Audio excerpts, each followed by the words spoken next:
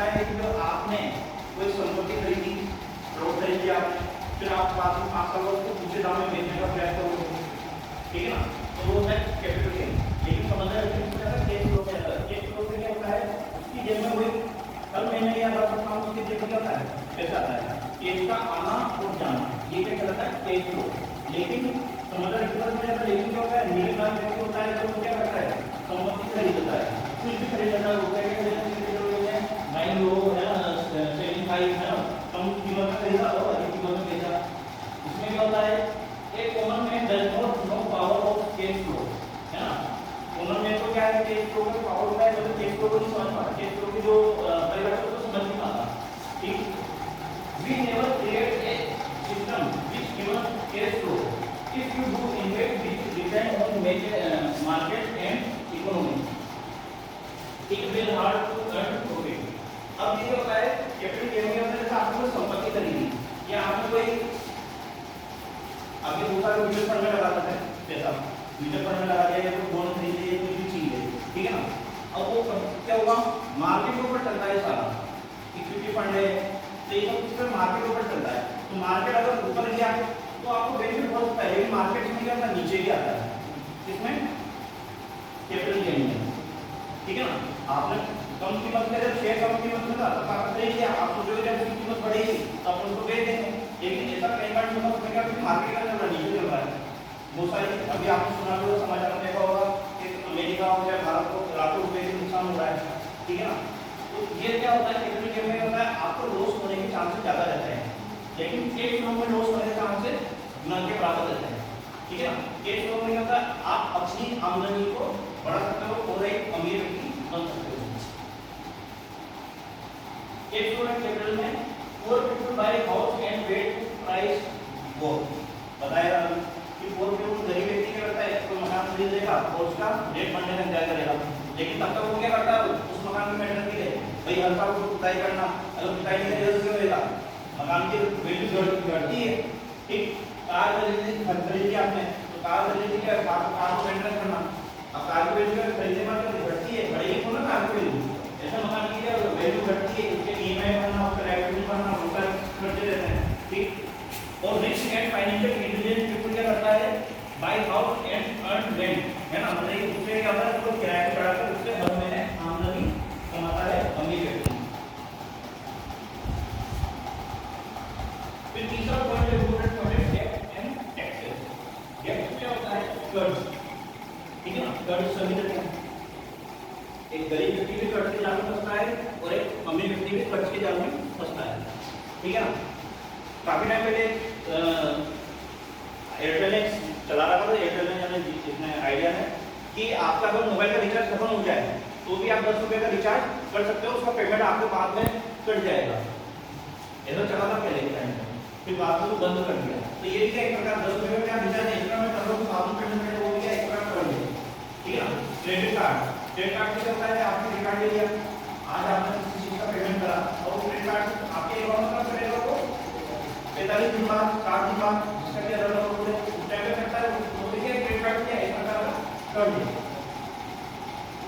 ठीक है ना। तो क्या है, डेट अनपेड लोन एडवांस और credit, consumer debt are debt debit and it must paid off. तो क्या होता है, कर्ज लेना एक बुरी हैबिट है, कर्ज कभी भी लेना नहीं चाहिए, या कर्ज अगर आप देते हो तो कर्ज दो प्रकार के होते हैं, एक होता है अच्छा कर्ज और एक होता है बुरा कर्ज। अच्छा कर्ज और बुरा कर्ज में अंतर यही रहता है कि कर्ज का आपने किसी व्यक्ति ने 1 लाख रुपए लिए तो वो उसको किस तरह से यूज में कर रहा है और किस काम में यूज में कर रहा है, जिस काम की जरूरत नहीं है बाकी उसी काम में यूज में ले रहा है और उससे अपनी आमदनी को बढ़ा रहा है, तो क्या कहेगा, अच्छा कर्ज कहलाएगा।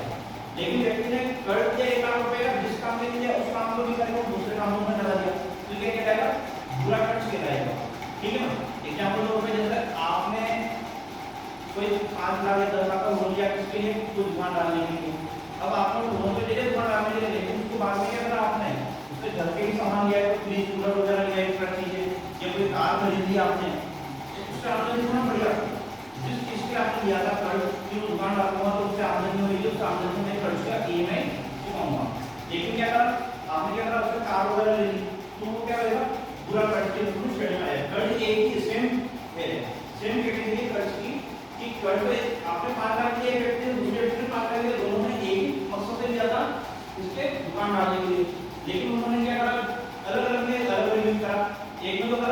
ली और एक ने करा अपने घर के काम में ले लिया, घर के काम में लिया तो कर्ज चुकाना है।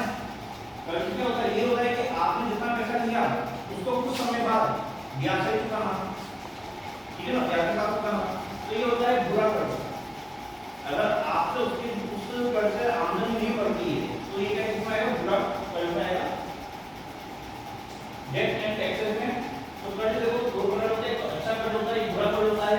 तो good debt make you rich, जो अच्छा कर्ज है वो आपको क्या करता है, और अधिक अमीर बनाता है, ठीक। और जो बुरा कर्ज है bad debt make you broke, जो बुरा कर्ज है वो आपको और अधिक गरीब बनाता है। अब आपको उदाहरण दूं, एक जीता जाता उदाहरण है मेरे सामने का, आपके सामने का मेरा मतलब दोस्त है, एग्रीकल्चर कॉलेज का प्रिंसिपल है रविंद्र मोदी, ठीक है ना, लगभग सारे जन जानते हो, ठीक। मेरे सामने की बात है, हम दोनों साथ पढ़े हुए हैं, वो गरीब है, उसने काफी अपने जीवन में स्ट्रगल कराया, ठीक है ना, मतलब वो करोड़ों दुकान थी, उसने आज ठेला भी चलाया, आज वो एग्रीकल्चर कॉलेज का प्रिंसिपल भी है, पीएचडी भी कर ली थी जियोग्राफी में, और 1 करोड़ मकान को 2.5 करोड़ में बना रखा उसने, ठीक। इधर से आपके जो प्रोडक्ट में आगे जाओगे एग्रीकल्चर नहीं पे प्रोडक्ट में, ठीक है ना, तो यहाँ पे वो अच्छे बड़े सारे बिल्डिंग भी बना रहा है, ठीक। और बता रहा हूँ लोगों की 35 लाख रुपए के ऑलरेडी उसने कोई एफडी वगैरह करवाई होगी, तो कंपनी भगी, पद वगैरह करेगी, तो कंपनी भगी, तो उसको 35 लाख रुपए में डूब गए, ठीक। उसके बाद भी 65 लाख उसके पास लोन चल रहा है उसके ऊपर, है ना, लोन ले रहा है, मतलब ये कर्ज ले रहा है, अब कर्ज से ज्यादा बैंक से ले रहा है, इससे ले रहा है, और उसके बाद महीने ईएमआई करके वो 40-50 हजार रुपए जमा कर देता है, ठीक है। लेकिन वो क्या करता है, अपनी आमदनी को बढ़ाया, मतलब उसने जो लोन दिया उसके बाद भी क्या कुछ हर महीने पैसा आ रहा है, ठीक है ना। तो ये क्या है, ये अच्छा कर्ज आएगा, क्योंकि वो गरीब नहीं हुआ, वो और अमीर हो रहा है, करोड़पति हो गया वो आज की तारीख में, ठीक है ना। ये जो बहुत सारे लोगों ने लोन लिया, अब आपको जो एक आइसक्रीम ठेले से लेके करोड़पति बना हो, आपको सोचो उस चीज को, एग्जाम्पल ही झाड़वाड़ का ही है ना, क्योंकि मैं तो जानता हूँ बचपन में हमने सामने पढ़ा हुआ है, तो मेरे साथ में हम तो क्लास में तो मैं उसको अच्छी तरह जानता हूँ, ठीक। तो वो होता है अच्छा कर्ज, कि जो आपके आमदनी को बढ़ाता है, जो आपको अमीर बनाता है। तो डेट में देखो लोन डेट क्या नाम होते हैं, डेट के लोन डेट और बोरोइंग मतलब कर्ज उधार ऋण। तो कर्ज में देखो 3 प्रकार के कर्ज हो जाते हैं, एक तो होता है व्यक्तिगत कर्ज पर्सनल लोन, दूसरा आता है मॉर्गेज लोन, तीसरा होता है बिजनेस लोन, ठीक। व्यक्तिगत कर्ज में क्या आता है कि जो व्यक्ति अपने खुद के यूज में ले, जैसे शादी करनी है उसके काम में, या आपको एजुकेशन के लिए चाहिए, ठीक है ना, तो ये उसमें आता है व्यक्तिगत कर्ज में।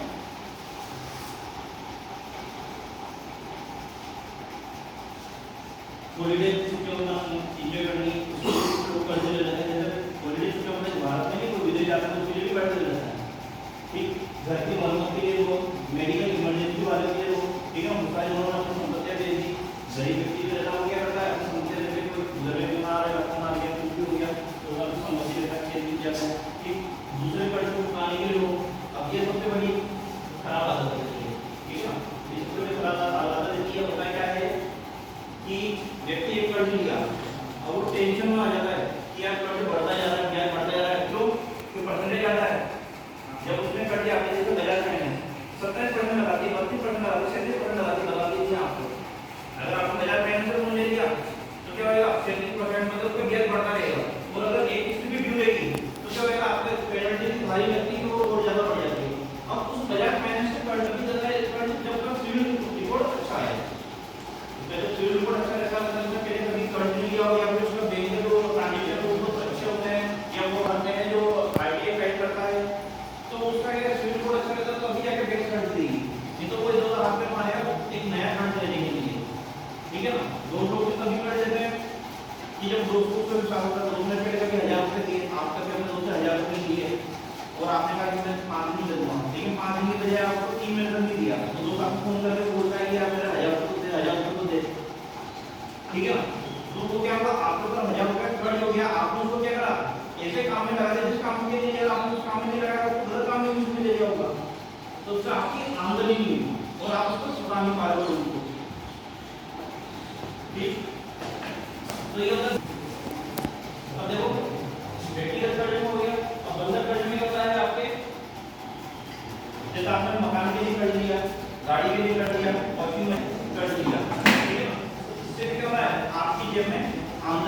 नहीं आया होता है, इसका आपकी जेब में आमदनी आए।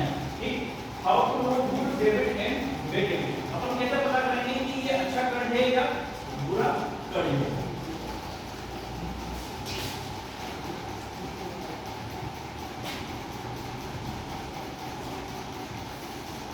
तो देखो how to know debit and bad debit, डेब्ट and be a good thing and it can be a bad thing, ठीक है ना।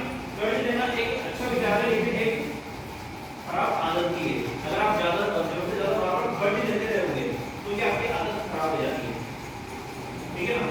और आपको वो कर्ज को समय में नहीं चुकाया क्योंकि क्या है, आपकी जो है मानसिक स्थिति खराब होती है। आप लोगों के दिमाग मतलब आपके जो जिन्हें कर्ज लेना वो जानते हैं कि चुकाने में कितनी हालत होती है। जैसे गरीब जो किसान लेता है, किसान नहीं करता, फसल पे कर्ज ले लेता है, ठीक है ना, फसल बोने के लिए कर्ज ले लेता है। अब उसको समय में नहीं चुका पाता, बारिश हो गई, फसल खराब हो गई, ठीक है ना, उसने हमारे उसका बीमा करवा रखा है, लेकिन बीमा से उतनी राशि नहीं मिली कि वो अपने कर्ज को चुका सके। ठीक, it are depend in the terms of how you see use it, है ना। ये डिपेंड करता है कर्ज पे कि आप उसको किस तरह से और कहां पे उपयोग कर रहे हो। ठीक, एक व्यक्ति होता है जो कर्ज लेता है, मैंने अभी आपको गाड़ी का उदाहरण दिया था कि आप या आपको ट्रक ले लिया या आपको लोरी मान ले लिया, कर्ज लेने से जो गरीब मिडिल क्लास व्यक्ति आगे फैमिली कर रहा है, शहर में कर रहा है, वो रिक्शा ले लेता है ना, ये रिक्शा लेता है, इलेक्ट्रिक जो वाहन लेता है ना, वो ले लिया। अब वो क्या करता है, कर्ज में लेता है क्योंकि वो 80,000 रुपये जमा कर रहा है, 1,80,000 या 2 लाख के रिक्शा आता है, तो वो क्या करेगा, उसकी ईएमआई नाम चुकाएगा, चला रहा है उसको, और फिर ईएमआई चुका रहा है। तो ये क्या हुआ, रिक्शा खरीद भी लिया उसने, लेकिन चलाया ही नहीं, उसने चलाया ही नहीं, आदत नहीं डालने में मतलब चलाया तो 1 घंटे चलाया, जितना उसकी आमदनी उससे ज्यादा खर्चा हो रहा है, कि ज्यादा से ज्यादा उसकी ईएमआई हो रही है, फिर उसके का मेंटेनेंस भी फर्क पड़ रहा है भाई। तो ये क्या होगा, बेड कर्ज आ जाएगा, मतलब कि उसने अपनी क्षमता से अधिक कर्ज ले लिया, देखा जाए उसकी क्षमता ही नहीं, काम करने मेहनत करने की क्षमता नहीं है, ठीक है। तो ये क्या बेड कर्ज में आ जाएगा। क्वेश्चन अपनी पूछना मेक मनी फॉर यू, है ना, अच्छा कर्ज है वो आपकी जेब में आता है, हर महीने आपका काम मनी करता है। Bad debt take money from you, और जो बुरा कर्ज होता है वो आपकी जेब से हर महीने पैसा निकालता है। जो कर्ज आपकी जेब से पैसे डालने को अच्छा है वो बुरा कर्ज कहलाता है। मेरे पास है ये वाली फिर चौथा है self financial investment investing decision. और होता क्या है कि आपके पास पैसा है लेकिन आपको किस जगह पर खर्च करना है। आपको होता है दुनिया भर की चीजें तो पूछते वाला व्यक्ति है, ठीक है ना, सुनते सकते हैं और डिसीजन अपने मन की करता है, लेकिन जब बात आती है कहीं पे पैसा इन्वेस्ट करने की तो क्या होता है, अपन सबसे दूसरी हमेशा अधिकतर दूसरी राय लेते हैं। जैसे कोई आप लोग समझ लो कि म्यूचुअल फंड का कोई रेट आ रहा है, ठीक है ना, 25 का रूल तो बता रहा है, वही जमा बता रहा है, म्यूचुअल फंड में इन्वेस्ट करना चाहिए, ठीक।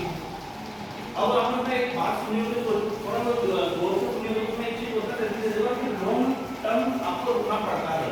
लॉन्ग टर्म मतलब कितना, 5 साल 10 साल नहीं, थोड़ा सा 15 साल से 20 साल रुकना पड़ेगा, तब जाकर आपको उसमें बैंक में मिल सकता है, ठीक है ना।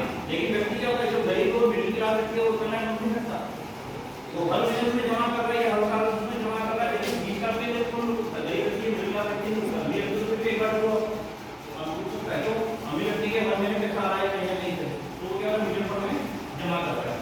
लेकिन गरीब व्यक्ति के मिडिल क्लास व्यक्ति को कहीं ना कहीं बीच में 5 साल बाद या 6 साल बाद कहीं ना कहीं जरूरत पड़ती है, और अगर उसने तो म्यूचुअल फंड से पैसा निकाल रहा है या उससे लोन लेता है तो क्या होता है, बुरे कर्ज में फंसता है या उसकी ईएमआई के साथ में उसको जो है अपनी जेब से एक्स्ट्रा पैसा देना पड़ता है। भाई इसको जाएगी 20 साल के लिए म्यूचुअल फंड में इन्वेस्ट कर रहा है, ठीक है ना, अब इसको जाएगी हर साल, लेकिन उसने क्या कर म्यूचुअल फंड से क्या ले उसी कर्ज की जो उसको चाहिए उस पे क्या कर दिया, लोन ले लिया, 70,000 80,000 जो भी लोन ले लिया, अब उसको चुकाने के लिए जब भी और हर महीने पैसा जा रहा है, तो ये होगा कि आपने अपने पैसे को इसलिए इन्वेस्ट करना पड़ता है, इसलिए इन्वेस्ट करना चाहिए जहां पे आपके पास हर महीने पैसा आए। अगर आप इसके अपने पैसे को इन्वेस्ट नहीं करते हो कि जहां पे आपकी जेब में हर महीने पैसा है, तो आप क्या है कि कभी भी अमीर नहीं बन सकते। अब अमीर बनने के लिए क्या होता है, 7 जो है तरीके हैं, मतलब ये 7 चीजों का अगर आप अपनाते हो आप अमीर ये सात चीजों आप अपना नहीं बना तो आप कभी कभी नहीं होते। पहला जो तरीका होता है वो है आमदनी अपनी और खर्चा रुपया। मतलब कि ये तो मुहावरा है एक तरह का, मतलब कि आपने अपनी आमदनी से अधिक खर्चा करते हो। अभी आपने कोई पार्टी का प्लान बनाया और आपने बताया कोई पार्टी का प्लान, अब अपने 150 रुपए करेक्टर है, लेकिन पार्टी क्या थी एक फिक्स आइटम था कि हम ये आइटम बनाएंगे, ठीक। अब कोई व्यक्ति 150 से ज्यादा नहीं दे सकता या ये तो नहीं सकता, लेकिन फिर उसने ये कब किया कि आपने प्लान का एक फिक्स आइटम बनाया, लेकिन इसमें क्या आया, अरे यार ये चीजों बनाएंगे तो कोई रेस्टोरेंट बनाएंगे तो क्या हुआ, खर्चा बढ़ा। जो आपने प्लान करा था कि मेरा 150 रुपए ज्यादा खर्चा नहीं हुआ और लेकिन ज्यादा क्या हो गया, खर्चा हो गया। तो वो चीज है कि अपनी आमदनी तो कितनी है, 3000 रुपए में 40,000 रुपए में, लेकिन अपन महीने की कितने खर्च कर रहे हैं, 50,000 60,000 रुपए खर्च कर रहे हैं। तो क्या हुआ, आमदनी अपनी खर्चा रुपया, तो ये आपकी क्या बुरी हैबिट खाता है, ये कभी भी आपको अमीर बनने नहीं देगा। दूसरी जो हैबिट रहती है वो रहेगी आपके जो है जो थिंकिंग, आपकी जो थिंकिंग है उस पे रहती है, मतलब आपके अंदर जो डर है उस पे रहता है। व्यक्ति होता है ये सोचता है कि मैं ये काम नहीं कर सकता, ठीक है ना, तो उसको क्या डर लगता है कि यार ये काम मैं कर नहीं सकता तो उसको छोड़ दो। ये आपको क्या है अभी बनने से रोकता है। क्या करेगा, आप उसको कुछ मत दो, आप ठीक है ना, या अभी आपने तो पढ़ाई नहीं करी, लेकिन जब एग्जाम में आता है तो आपको डर लगता है, जब डर बैठेगा तो आप और अच्छी तरह से नहीं पढ़ पाते हो। जो आपको अगर फ्लो में आप पढ़ सकते हो, जो आप अभी से ही मेहनत करके पढ़ सकते हो, वो आपको एग्जाम टाइम में पढ़ते हो। जब बीए के जब एग्जाम आता है उसका जाएगा तो मन से जब एग्जाम में पढ़ते हैं तो उनको डर लगता है, डर के कारण क्या वो पढ़ नहीं पाते हैं, वो क्या होते हैं उनका पढ़ाई बंद करता है, वो उस टाइम पर करने लग जाता है। तो ये आपको क्या है, ये आपको कभी अमीर बनने नहीं देता। अगर इस तरह का विचार रखो मन में, दिमाग में कोई फीलिंग आती है तो आपको ये अमीर बनने के रास्ते में रुकावट होती है। तीसरा होता है आपके जो है रिश्ते, वो कड़वे रिश्ते नहीं होने चाहिए।